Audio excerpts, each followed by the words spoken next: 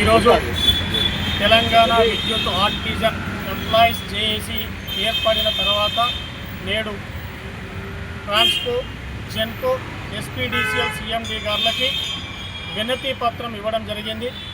5 డిమాండ్ల పైన ఏర్పడినటువంటి జేఏసీ పరిచయ కార్యక్రమాలు కూడా జరిగినాయి.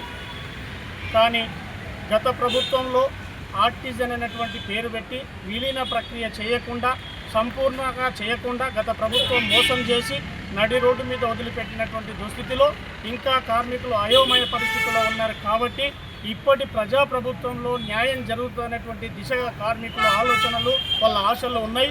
ఎందుకంటే గతంలో ఈ ప్రభుత్వం ప్రతిపక్షంగా ఉన్నప్పుడు అనేక రకమైనటువంటి హామీలు ఇస్తూ ఆర్టిజన్ కార్మికులను, విద్యుత్ సంస్థలో పనిచేస్తున్నటువంటి ప్రతి కాంట్రాక్ట్ కార్మికుల్ని, ఆర్టిజన్ కార్మికుల్ని పర్మనెంట్ చేస్తామని చెప్పేసి గతంలో ఇప్పుడున్నటువంటి ముఖ్యమంత్రి వర్యులు, మంత్రులు కూడా చెప్పినటువంటి సందర్భం ఉన్నది. అదే సందర్భాన్ని మేము ఈరోజు మీ దృష్టికి తీసుకొస్తున్నాం మరలా.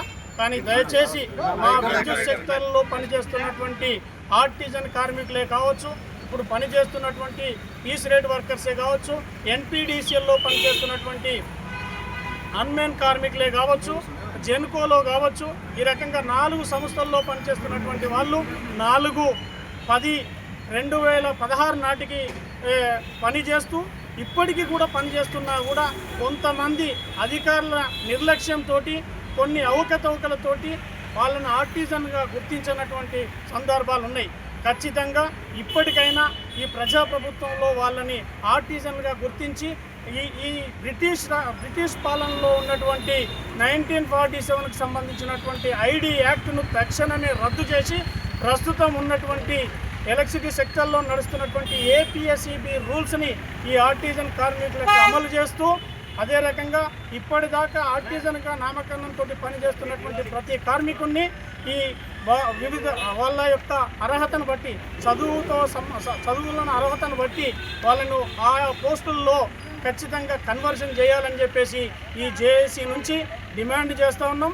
తక్షణమే వీటిని పరిష్కరించకపోతే కనుక రాబోయేటువంటి రోజుల్లో ఎలాంటి ఉద్యమానికైనా సిద్ధం అవుతారని చెప్పేసి ఇటు ప్రభుత్వానికి, ఇటు యాజమాన్యానికి కూడా మేము విజ్ఞప్తి చేస్తున్నాం. ఇది గమనించాలి. మేము ప్రభుత్వానికి కానీ, ఇప్పుడున్నటువంటి మేనేజ్మెంట్కి కానీ మేము ఎట్టి పరిస్థితుల్లో ఎవరికి వ్యతిరేకం కాదు. ఎందుకంటే మా బతుకులు ఇప్పటికే ఒక్కొక్క కార్మికుడు 28-29 సంవత్సరాల నుంచి ఈ వ్యవస్థలను, ఈ సంస్థలను నమ్ముకొని పనిచేస్తూ వాళ్ళ యవ్వనం మొత్తం కూడా ఈ వ్యవస్థలకు దారిపోసినటువంటి సందర్భాలు ఉన్నాయి. ఇంకా కార్మికుడు రిటైర్డ్ అయితే కనుక కనీసం గ్రాడ్యుయేటీ కూడా వచ్చేటువంటి పరిస్థితి లేదు. అందుకనే ఇవన్నిటిని కూడా పరిగణలోకి తీసుకొని ప్రభుత్వం ఒక మంచి ఆలోచనమైనటువంటి నిర్ణయాన్ని తీసుకొని ఈ వ్యవస్థలో పనిచేస్తున్నటువంటి ప్రతి కార్మికుడిని పర్మనెంట్ చేయాలని చెప్పేసి మేము డిమాండ్ చేస్తున్నాం.